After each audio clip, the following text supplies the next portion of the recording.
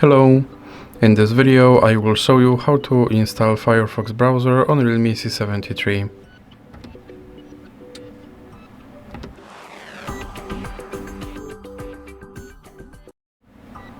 So you have to start by opening your Google Play Store, then click on search bar and type in Firefox.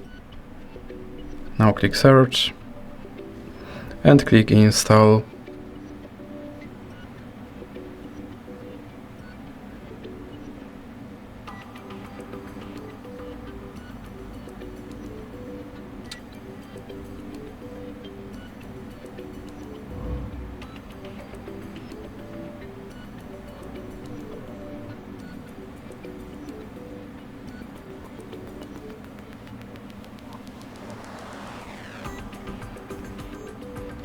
Now you can click open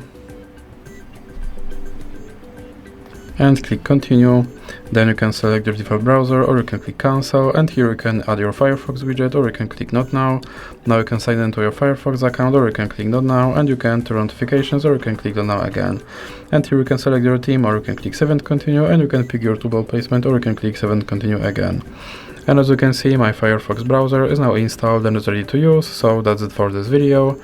If you liked it, please remember to leave a like and subscribe.